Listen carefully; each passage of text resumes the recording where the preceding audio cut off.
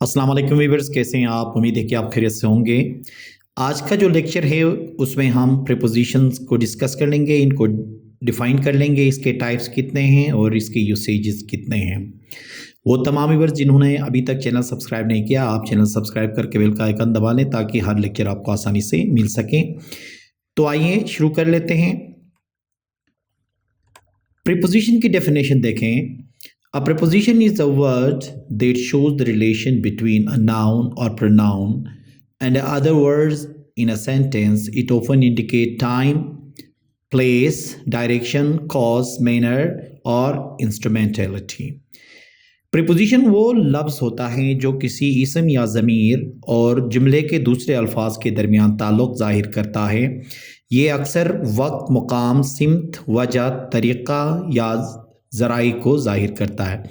देखिए, प्रीपोजिशन का काम यही होता है कि किसी जुमले के अंदर नाउन का उस जुमले के अंदर दूसरे नाउन या वर्ब के साथ क्या ताल्लुक़ होता है, वो रिलेशन बताने के लिए इसका इस्तेमाल किया जाता है।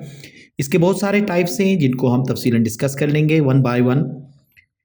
देखिए, टाइप ऑफ प्रीपोजिशंस। अब टाइप्स ऑफ प्रीपोजिशन के अंदर जो पहला टाइप हम डिस्कस कर लेंगे वो है प्रीपोजिशन ऑफ टाइम। नाम से ही जाहिर है कि ये वो वाले प्रपोजिशंस होंगे जो टाइम के बारे में हमें बता देंगे। जैसे कि देखें, these propositions shows time relation. देखें, ये किस चीज़ को जाहिर करेंगे? टाइम का रिलेशन। ठीक है, किसी चीज़ के साथ टाइम का क्या रिलेशन है, या नाउन के साथ या प्रोनाउन के साथ।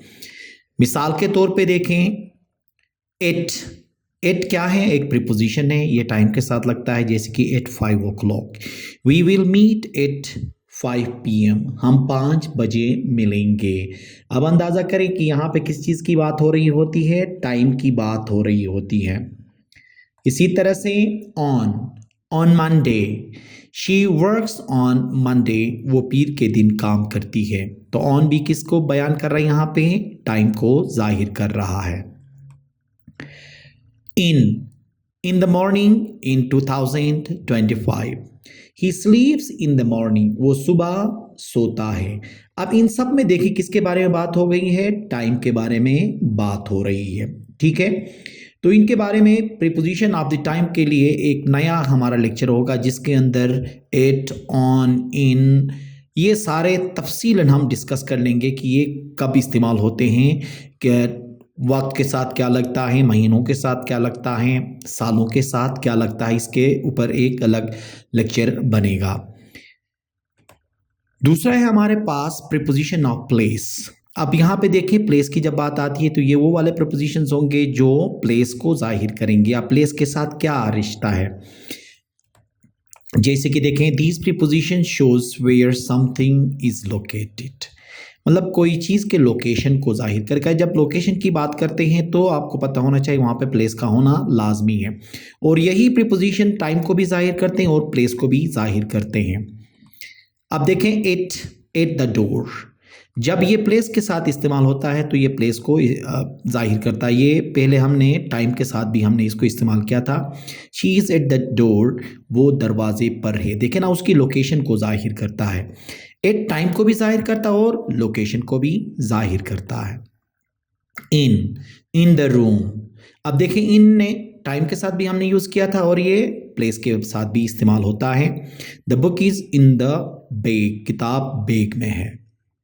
इसी तरह ऑन भी टाइम के लिए भी इस्तेमाल हुआ था और प्लेस के लिए भी इस्तेमाल होता है। On the table, the keys are on the table, चाबियां मेज़ पर हैं। अब ये यहाँ पे क्या जाहिर कर रहे हैं? लोकेशन को जाहिर कर रहे हैं कि कोई चीज़ कहाँ पे है।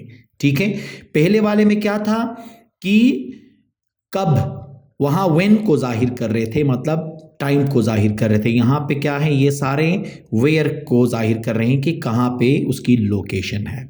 ये था दूसरा काइंड। तीसरा टाइप जो है वो है प्रीपोजिशन ऑफ डायरेक्शन। ये सिमत को बता देता है या डायरेक्शन को जाहिर करने के लिए इस्तेमाल करते हैं ये वाले preposition. These preposition shows moment और डायरेक्शन, ये मोमेंट या डायरेक्शन के लिए इस्तेमाल होंगे। जैसे कि देखें, to, going to market, to किसको जाहिर करता है? डायरेक्शन को जाहिर करता है। She is going to the store, वो दुकान जा रही है। तो दुकान की तरफ ये क्या कर रहा है, इशारा कर रहा है टू, तो टू को हम क्या कहेंगे, प्रीपोजिशन ऑफ डायरेक्शन कहेंगे। इसी तरह से देखें into, moving into the room, into का इस्तेमाल हम उस वक्त कर लेते हैं जब कोई मूवमेंट करते हुए कोई चीज़ किसी चीज़ में दाखिल होती है, जैसे कि they walk into the room, वो कमरे में दाखिल हुए। यहाँ पे इन द रूम हम इसलिए नहीं कहेंगे कि बंदा वॉक कर रहा है, मूवमेंट में है, तो इसलिए क्या होगा यहाँ पे इनटू, इनटू किस चीज़ को जाहिर करेगा, मूवमेंट को, टू किसको जाहिर कर रहा था, डायरेक्शन को। अब ऑन टू देखें, ऑन टू भी क्या है, jumping on to the roof का मतलब है कि मूवमेंट में है यहाँ पे भी, ठीक है ना, वो भी किस चीज़ को जाहिर कर रहा, मूवमेंट को। He jumped in on to the roof, वो छत पर छलांग, उसने छत पे छलांग लगाया, या वो छत पे छलांग लगाया, ठीक है। ये थे क्या, प्रीपोजिशन ऑफ डायरेक्शन थे। अब चौथा है हमारे पास प्रीपोजिशन ऑफ कॉज और रीज़न। अभी आपको पता होना चाहिए किसी न किसी वजह से एक काम हो जाता है तो वहाँ पर उसको हम क्या कहते हैं, कॉज या रीज़न। वजूहात को बयान करने वाले जो प्रीपोजिशन होंगे वो प्रीपोजिशन ऑफ कॉज और रीज़न होंगे।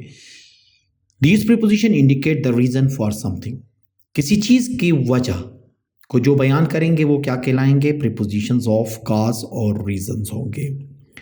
जैसे कि देखें बिकॉज ऑफ, बिकॉज ऑफ का मतलब है की वजह से, बिकॉज ऑफ द रेन, जैसे कि बारिश होने की वजह से। The match was cancelled because of the rain, match बारिश की वजह से मनसूख हो गया। अब मनसूख होने की कोई ना कोई तो वजह है ना, वो वजह क्या है, वो रेन है। तो बिकॉज ऑफ किसके लिए इस्तेमाल हुआ यहाँ पे, रीज़न के लिए इस्तेमाल हुआ, या इसको हम कहते हैं कॉज के लिए भी इस्तेमाल कर सकते हैं। ड्यू टू देखें, due to the traffic, traffic की वजह से। I was late due to the traffic, मैं ट्रैफिक की वजह से देर से आया, ठीक है, या मुझे देर हुई। अब इन दोनों में किस चीज़ की बात हो रही है कि देर होने की वजह बयान की गई है, अच्छा मैच की मनसूख होने की बात हो रही है, तो इनमें हम रीज़न बयान कर रहे होते हैं, तो इन प्रीपोजिशंस को हम क्या कहेंगे, प्रीपोजिशंस ऑफ कॉज और रीजंस कहते हैं। Preposition of manner, preposition of manner किस चीज़ को जाहिर करता है, देखें this preposition shows the manner in which something is done, तरीका या अंदाज कह सकते हैं, ठीक है, किस तरह से कोई या किस अंदाज में कोई काम हुआ, उस अंदाज को बयान करने के लिए हम क्या इस्तेमाल करेंगे, प्रीपोजिशंस ऑफ मैनर का इस्तेमाल करते हैं। जैसे कि देखें बाय कार, जरिया, ठीक है, by car, he travelled by train, वो ट्रेन से सफ़र करता है, मतलब उसका अंदाज, तरीक़ाकार, ठीक है, तरीक़ाकार भी हम कह सकते हैं इसको, ठीक है। तो उसके लिए क्या इस्तेमाल होता है, प्रीपोजिशन ऑफ मैनर, यहाँ पे बाय के ज़रिए के लिए आया है, ठीक है। With a pen, he wrote with a pen, वो उसने पेंसिल से लिखा, ठीक है, पेंसिल से लिखा, यहाँ पे भी क्या है, तरीक़ाकार बताया गया है, ठीक है। तो जो भी प्रीपोजिशंस हमें मैनर के बारे में बता दें उनको हम क्या कहेंगे, प्रीपोजिशंस ऑफ दी मैनर कह सकते हैं। छठा है प्रीपोजिशन ऑफ इंस्ट्रूमेंटलिटी। अब अंदाज़ा लगा लें, यहाँ पे नाम से ही जाहिर है कि जहाँ पे इंस्ट्रूमेंटलिटी आ जाए तो हम उन इंस्ट्रूमेंट के ज़रिए जो भी काम हो जाता है, वो मेथड जो है, वो मेथड को बयान करने के लिए ये प्रीपोजिशंस हम इस्तेमाल करते हैं।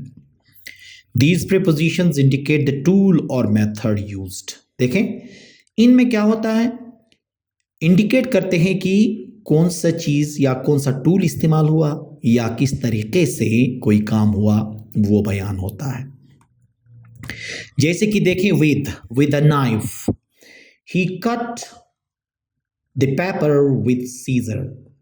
अब देखें विद नाइफ कहें या विद सीजर कहें, तो इसका मतलब यहाँ पे किस चीज़ को इंडिकेट किया गया है, उस टूल को बयान किया गया है या उस टूल के बारे में बताया जा रहा है जिसके ज़रिए काम हुआ है।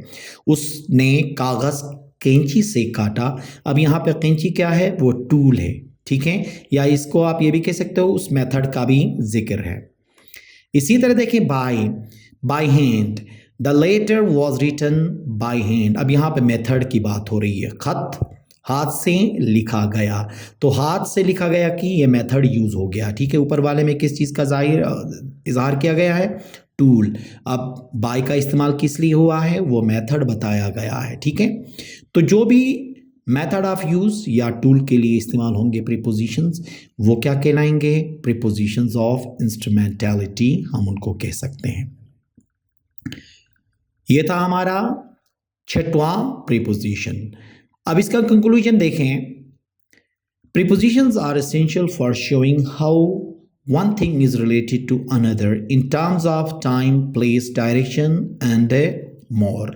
By using preposition correctly, we can form more precise and meaningful sentences. Prepositions ये दिखाने के लिए ज़रूरी हैं कि कोई चीज़ दूसरी चीज़ से किस तरह जुड़ी हुई है, जैसे वक्त, मकाम, सिमत और मज़ीद। प्रीपोजिशंस को सही तरीके से इस्तेमाल करके हम ज़्यादा मुनासिब और मानी खेज़ जुमले तश्कील दे सकते हैं। अब प्रीपोजिशन का काम ही क्या है? इनका काम ये है कि किसी भी सेंटेंस के अंदर ये क्या करता है, ये नाउन या किसी भी प्रोनाउन का दूसरे प्रोनाउन या दूसरे किसी चीज़ के साथ या टाइम के साथ, प्लेस के साथ, डायरेक्शन के साथ क्या रिश्ता है वो बताने के लिए हम क्या इस्तेमाल करेंगे? हम इस्तेमाल करेंगे प्रीपोजिशंस। और प्रीपोजिशन को इस्तेमाल करके हम क्या कर सकते हैं? अच्छे जुमले और मानी खेज और करेक्ट जुमले हम बना सकते हैं। तो ये था ओवरऑल, हमने प्रीपोजिशन के बारे में आज डिस्कस कर लिया। इसके बाद वाले जो लेक्चर्स होंगे वो हर प्रीपोजिशन पे, जैसे कि प्रीपोजिशन ऑफ टाइम में कौन कौन से प्रीपोजिशन इस्तेमाल होते हैं और वो कब कब इस्तेमाल होते हैं। प्रीपोजिशन ऑफ प्लेस के अंदर जैसे कि एट है, ऑन है, इन है, ये स्पेसिफिक अलग अलग कहाँ कहाँ इस्तेमाल होते हैं। इसी तरह से फ्रेज प्रीपोजिशंस हैं, इन पे फिर अलग अलग एक एक लेक्चर हम बनाएंगे जो आपके लिए बहुत मुफीद साबित होगा। उम्मीद है कि आज का ये लेक्चर आपको पसंद आया होगा। Thank you very much.